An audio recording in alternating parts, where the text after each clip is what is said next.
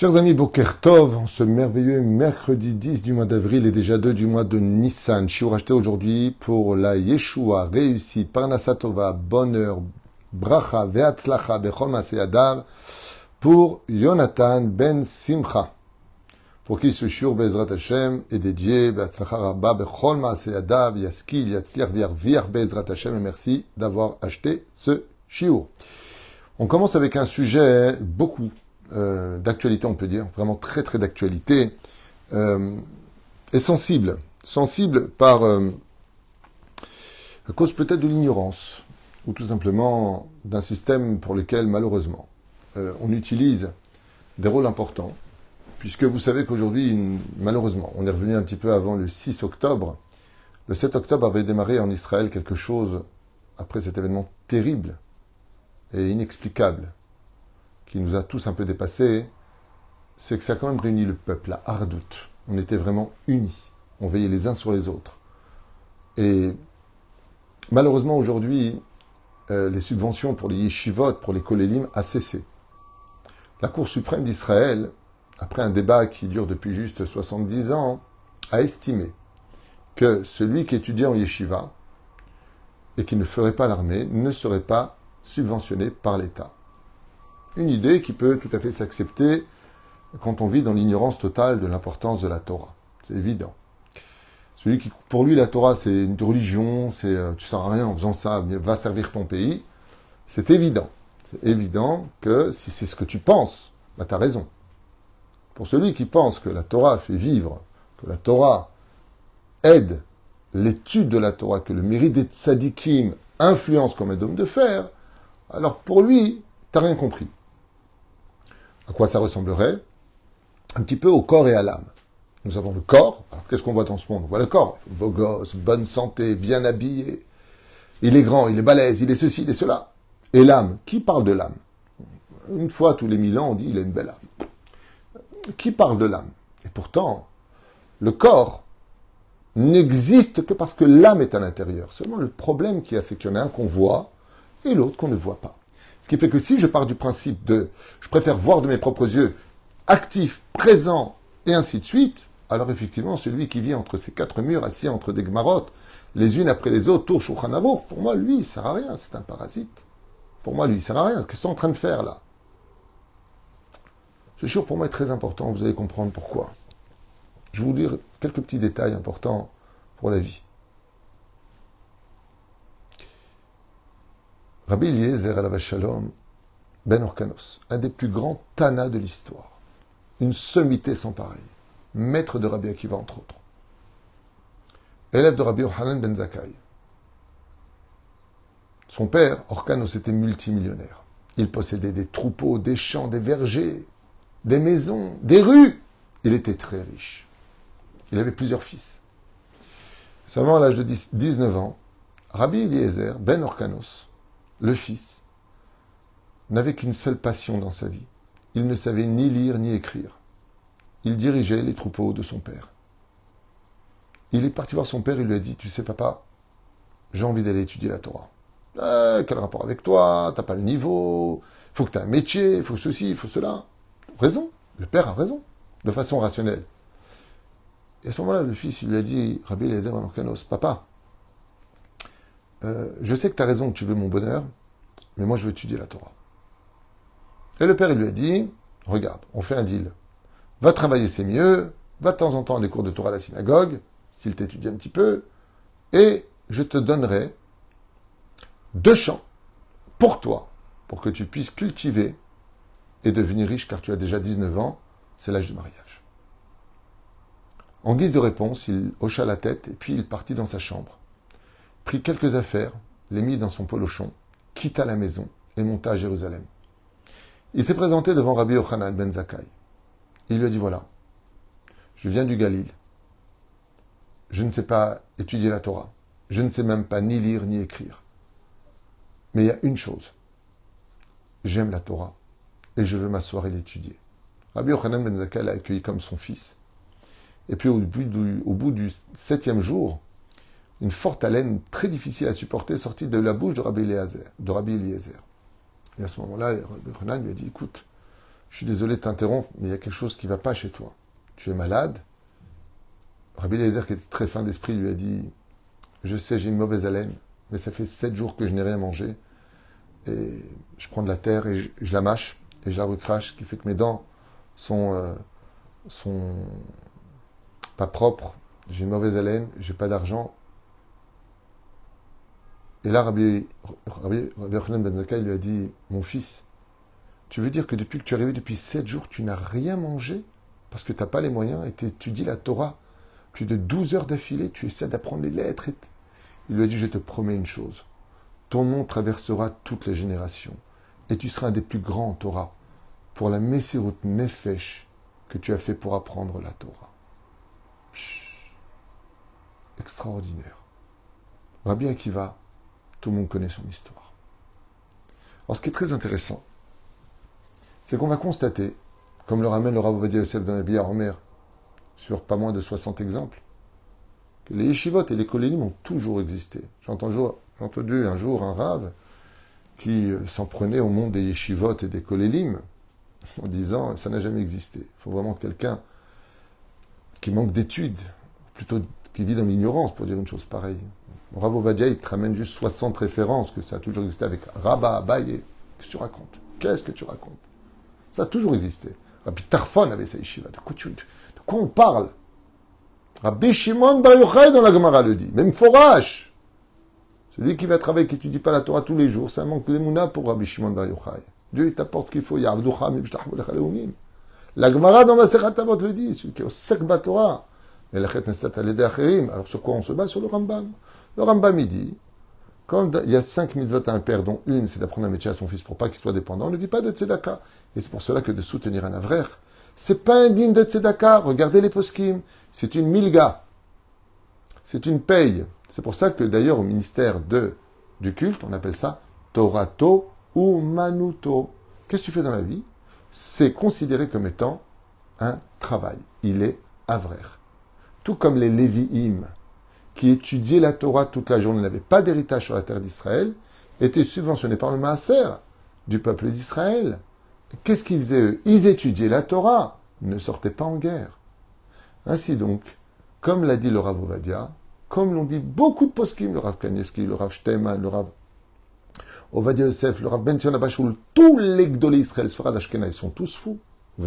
Les petits vont leur apprendre à eux comment vit le Rambam et comment on doit vivre la Torah. J'ai pas compris. Vous allez donner des leçons au Gdolé Israël? Le Rav Mordechai Eliyahu, il avait un des meilleurs kollels de Jérusalem.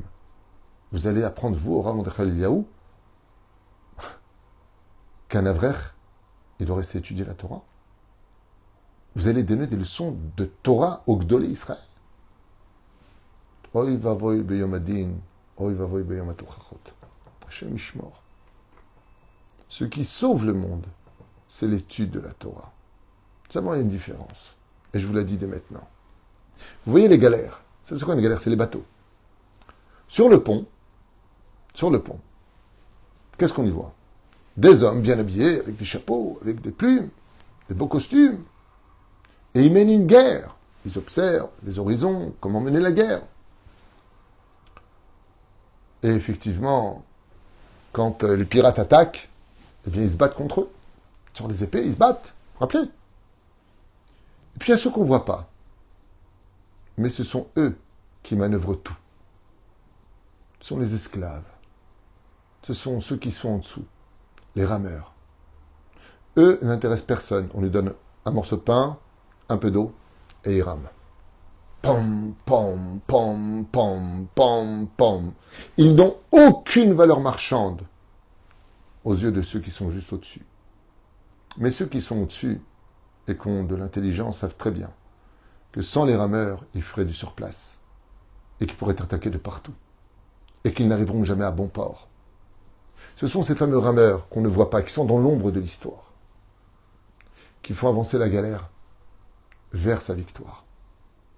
Quand on fixait les canons sur le côté gauche, à bâbord, tribord, on disait vite, ramez que du côté gauche. Et ils ramaient pour que les missiles, pour que les bombes lancées, les boulets de canon n'atteignent pas le bateau. Ceux qui font tourner, qui dirigent, qui font avancer, qui font reculer, qui font évoluer et arriver à bon port, c'est les rameurs, les Bachorei Yeshivot. Ceux qu'on ne voit pas. C'est eux qui rament. Alors on se demande quel est leur rôle. Nous, on est en haut. Montez en haut. Venez vous battre avec vous sur le port. Sur le pont, pardon. Venez vous battre. Qu'est-ce que vous faites en bas? On a un autre rôle. C'est de faire avancer les choses. Même cet esprit aussi stupide que n'importe quel imbécile pourrait comprendre, apparemment il y a des gens qui ne le comprennent pas encore aujourd'hui. Quand une personne dit oui mais je ne comprends pas. Nous on est sur le front en train de se battre à risquer nos vies pendant que vous êtes entre quatre murs avec votre thé et votre gemara. C'est pas normal. C'est pas normal. Mais tu as raison. Dans ce cas-là, pourquoi tu ne poses pas la question aux jobniks? Tu sais, les jobniks, ceux qui sont dans les bureaux. Ah oui, parce qu'ils sont en treillis, parce qu'ils sont bien militaires. Alors ça les excuse, mais aussi ils risquent pas leur vie. Ceux qui coupent les pommes de terre, ceux qui repassent les chemises dans l'armée, ils risquent pas leur vie sur leur front. Mais c'est qu'apparemment la Torah a moins de valeur que celui qui repasse une chemise d'un militaire. Nous, c'est l'âme qu'on sauve. La Torah, c'est notre vie. Et c'est dommage que les nations du monde le savent et que nous, on ne le sait pas. Tous les plus grands tyrans d'Israël, avant de s'en prendre au peuple d'Israël, sont pris à la Torah. Eux savent que la potion magique qui sauve le peuple d'Israël, notre tradition, nos mitzvot, c'est l'étude de la Torah. L'étude de la Torah. Et pourquoi c'est si dur pour nous? Pourquoi la vérité ne va-t-elle pas éclater un jour, au grand jour, entre l'âme et le corps, entre Zevouloun et Issachar? Zvouloun travaillait. Issachar ne faisait que étudier. Pour les ignorants qui disent jamais ça existait, c'est juste dans la Torah, mais c'est pas grave. Qu'est-ce que faisait Zvouloun? Il soutenait Issachar. Et Issachar donnait son mérite à Zevouloun. Vous voyez que ça existe. Ce sont vraiment des choses tellement banales et tellement évidentes que ce sont des sujets qui, pour moi, sont honteux et insupportables. Attendez juste un instant.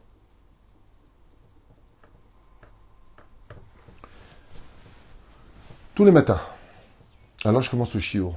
J'espère que Bezrat Hashem vous partagerez ce chiour qui est très important, même si je sais que je vais certainement me faire incendier, insulter, ouais, religieux, ça sert à rien, machin. D'abord, moi, j'ai fait mon service, comme d'ailleurs beaucoup d'Avrechim qui ont fait leur service militaire. Sur les 5 enfants que j'ai le mérite d'avoir, Baruch Hashem, il y en a 3 qui ont fait l'armée, l'un qui est rabbin et l'autre qui n'a pas fait l'armée, parce qu'il a été exempté, tout comme énormément de non-religieux qui sont exemptés, beaucoup plus d'ailleurs que les religieux.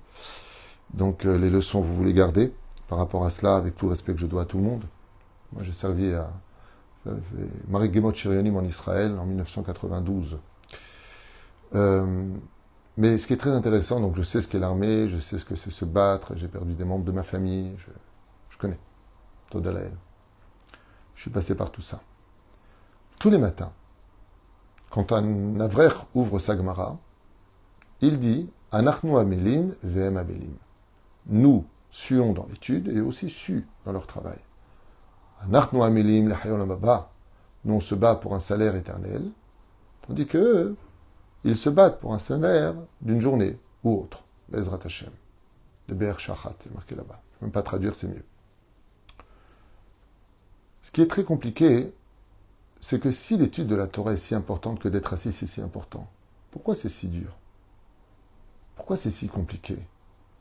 Pourquoi c'est si contraignant? Regardez ce que je vous ai noté sur le domaine rationnel, cartésien et vérifiable. Certes, le salaire... Alors, on va expliquer un petit peu les choses par rapport à ça.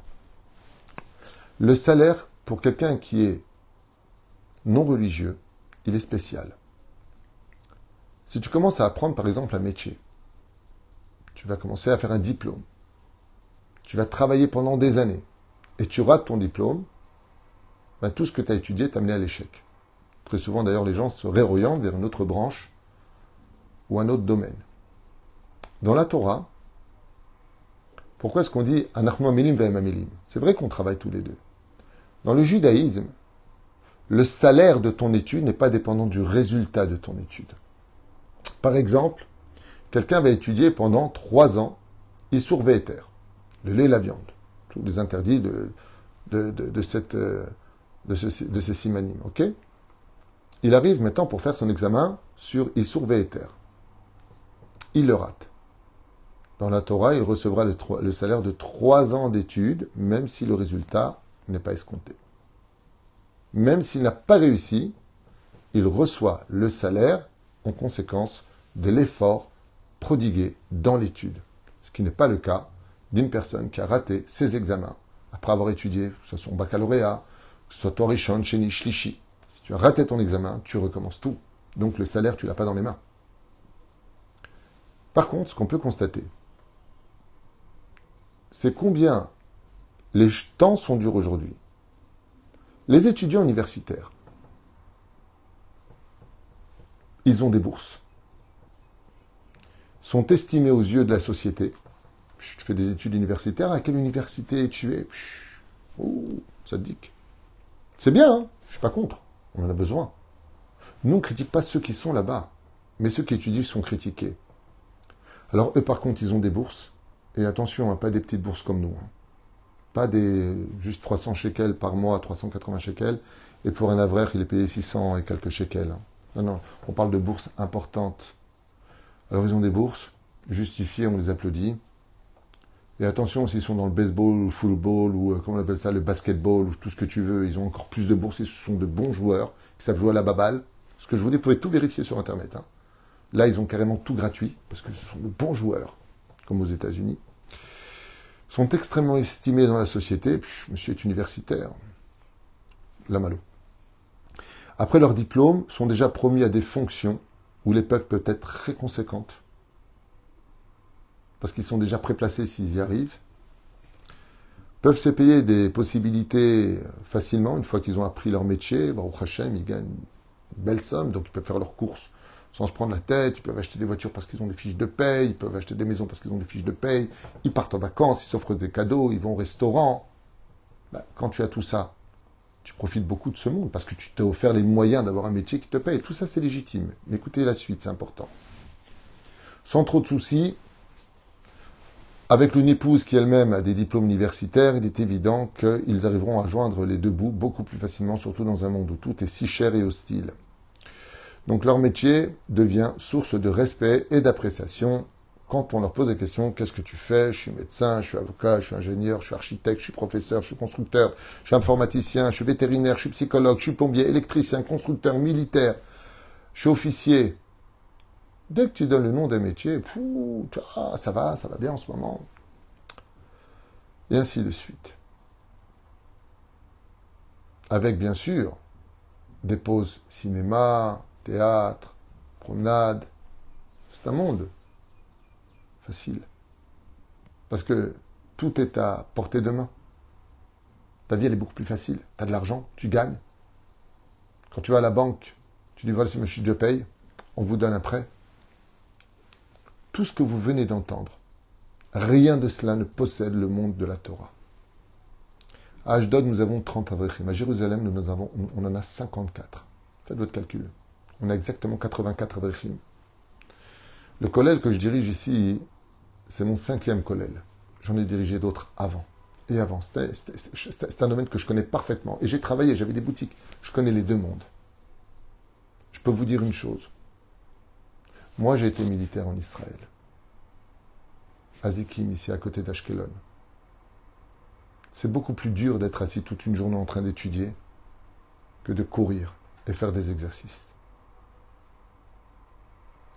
Quel est l'avis de celui qui étudie la Torah? Alors je vous en fais part. Ceux qui étudient la Torah, c'est simple, ils n'ont rien. Non seulement ils doivent payer tous les mois la yeshiva, 1200 shekels, que les parents n'ont pas. Les parents se saignent parce qu'ils ont beaucoup d'enfants. Ils ne prennent pas pas 2 enfants, le chien, le chat et Nemo dans le bocal. Non. Ils ont 7, 8, 9, 10 enfants. Mais ils ont la foi en Dieu. Ils ne jugent pas les autres. Alors ils demandent aux autres d'éviter de les juger. Le pire, c'est que ceux qui les critiquent sont ceux qui ne les soutiennent pas. Si quelqu'un il soutient tous les mois et qui critique à la limite, on va dire bon, parce qu'il soutient, il fait quelque chose, il a le droit de parler. Mais le pire, c'est que ce sont ceux qui ne soutiennent pas du tout, qui se permettent de parler. Chemichement, mais tu fais rien, tu as tes affaires. En quoi il te dérange? Alors moi, je vous racontais un peu la vie d'Avrechim pour ceux qui veulent l'entendre. Et si vous me dites, ouais, mais vous trouvez ça normal que c'est la femme qui travaille et que c'est l'homme qui étudie, demandez à leurs épouses, au lieu de prendre leur place, vous qui n'en avez pas le mérite. Demandez à leurs femmes. Moi qui suis proche d'Avrechim, je peux vous dire une chose. Si un seul d'Avrech, un seul, va travailler, d'abord il n'a pas le droit selon la loi, parce que j'ai oublié de vous dire qu'en Israël, si tu es Avrech, tu étudies au collège, tu n'as pas le droit de travailler, bien sûr. Le soir, tu n'as pas le droit de te nourrir. Tu n'as pas le droit. Parce que tu reçois une bourse de 600 shekels par mois. Pas 6 000, hein. Pas 6 000 euros. 600 shekels. 150 euros, 130 euros. Attention, c'est une fiche de paye. Attention, c'est du travail. Tu veux la Torah, tu seras pauvre et clochard. C'est ce qu'oblige le gouvernement israélien. Interdiction de travailler. Renseignez-vous et vous verrez tout ce que je dis. Donc, regardez le mérite, la souffrance de nos Avrechim. Leurs femmes, à l'image de la femme de Rabbi Akiva, veulent des maris qui étudient la Torah, qui soient grands en Torah. Ils ne demandent rien à personne. Elles prennent sur elles-mêmes. Là, on a un mariage qui va arriver. Le Bachour, qui étudie chez le Rav Shlomo Aviner, il est à Taret Kohanim, il a dit à sa future fiancée, moi, je veux étudier toute la journée. Qu'est-ce que tu en penses? Elle lui a dit, c'est mon choix aussi. Je veux que tu étudies toute la journée. Elle n'est pas tapée à vos portes pour vous demander, tu peux m'aider. Ça, c'est nos rôles à nous en tant que dirigeants des Kolélim. Est-ce que vous pouvez participer à ce mérite de ceux qui peut-être ne bougent pas de leur place comme une ampoule sur le plafond, mais qui éclairent toute la pièce? Ceux qui étudient la Torah, ils n'ont rien, se lèvent tôt le matin pour prier et n'intéressent personne. Après un maigre déjeuner à la yeshiva ou au kollel, très maigre déjeuner, ils commencent à étudier la Torah 4 heures le matin, 4h30, ça dépend des kollélim, et puis ensuite ils reprennent l'étude pour 6 heures, pour 4 heures, pour 8 heures, et pour certains jusqu'à 1 heure du matin, parce que quand ils finissent ici, ils vont étudier ailleurs. Jusqu'à même tard dans la nuit, avec une surveillance aiguë. Attention, tu arrives en retard au kollel, attention, tu n'es pas au niveau des examens, sinon. Tu as un spexman. On leur donne, par exemple, 3 mois pour finir 10 simanim de Shulchan Aruch ou Seifim, peu importe. S'ils ne réussissent pas au bout de la 2e fois, ils sont renvoyés. Leur vie est dure. Et tout ça pourquoi? Pour une toute petite somme qui ne sert même pas à payer 20% du loyer.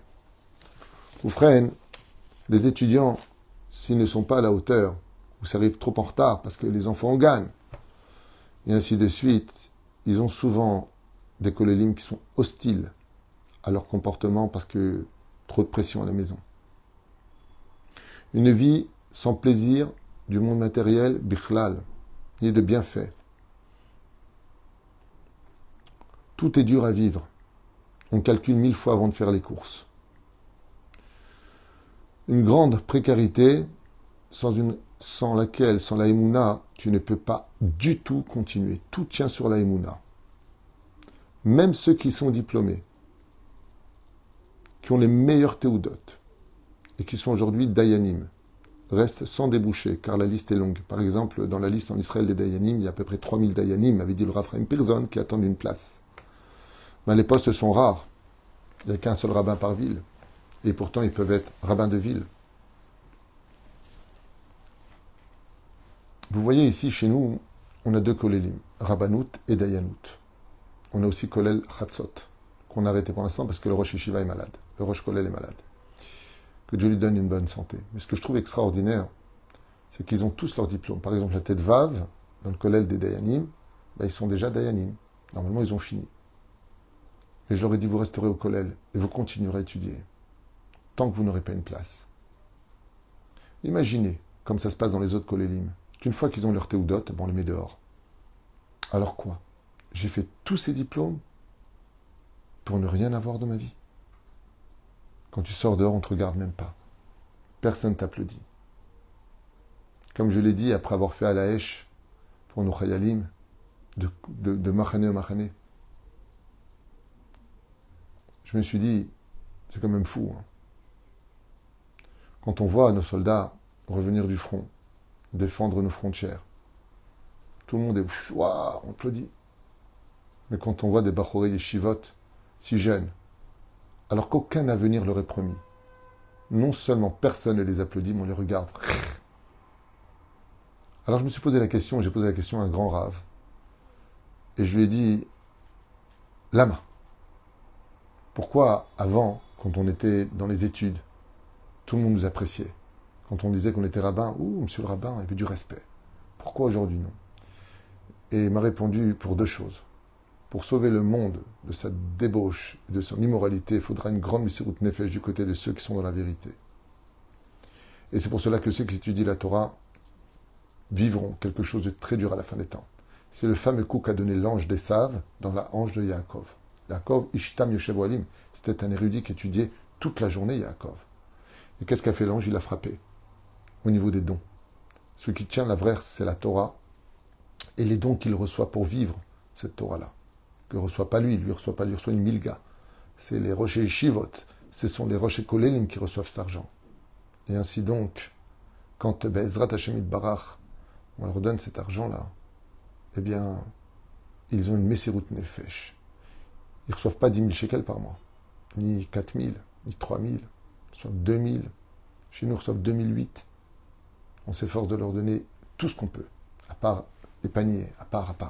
On fait tout ce qu'on peut pour leur donner le plus de possibilités possibles, de pouvoir étudier sans souci. On a créé une caisse au nom de mon épouse, que Dieu repose son âme Shoshana. Et cette caisse, elle est que pour eux. S'ils n'ont pas payé le loyer, ils peuvent prendre un peu d'argent de là-bas, s'emprunter et le rendre petit à petit. Chacun de nous devons faire tout ce que l'on peut pour soutenir cette Torah-là. Mais la reine, Sora va dire quelque chose de magnifique. Il m'a dit, Rabbi David, c'est un Israélien, il m'a dit, Baharit Haemim, à la fin des temps, l'étude devrait être étudiée que les Shem Shamaim. Il y aurait tellement d'arnaqueurs, d'usurpateurs d'identité, d'accusations. Les vrais qui étudieront la Torah, ceux qui sont assis en train de donner leur vie pour l'étude de la Torah, devront le faire les Shem Shamaim. Et on voit qu'à la fin des temps, hormis le fait qu'il n'y a aucun avantage d'être avrer, si ce n'est que d'être traité de parasite et maintenant de couper les subventions de l'État pour lesquelles le peuple d'Israël participait en payant les impôts. Une partie venait au Misrad, Adatot, le culte Adatot, comment on dit ça? J'oublie, peu importe. Et d'une certaine façon, en payant la Milga au Rechim, c'était un peu la tzedaka du peuple pour ceux qui étudiaient la Torah. Mais même ce mérite-là, on est en train de se le retirer. Et le premier à se mettre frotter les mains, ça a été Nasrallah, pour ceux qui ont entendu son discours. Quand il a entendu, non seulement le peuple est en train de se rediviser, mais en plus maintenant ils veulent toucher leur Torah, c'est bon, on peut maintenant faire la guerre. C'est fou d'entendre de ceux qui ne nous aiment pas, que savent où sont les valeurs de notre judaïsme. Chaim Bezrat Hashem, il reste que vous ayez le mérite de toujours soutenir cette Torah, et que pour ceux qui ne veulent pas la soutenir, au moins ayez la richesse de vous taire et de ne pas critiquer ceux qui ont fait leur choix de leur vie. Vous avez fait un choix, eux ont fait un choix. Leurs femmes ne vous demandent rien. Comme a dit une fois mon rave, Rabbi Garbian, Shlita Shebader Haim Arukim, il faut beaucoup de mérite dans le ciel pour soutenir la Torah d'Israël. Baruch Adonai l'Olam, Amen ve Amen.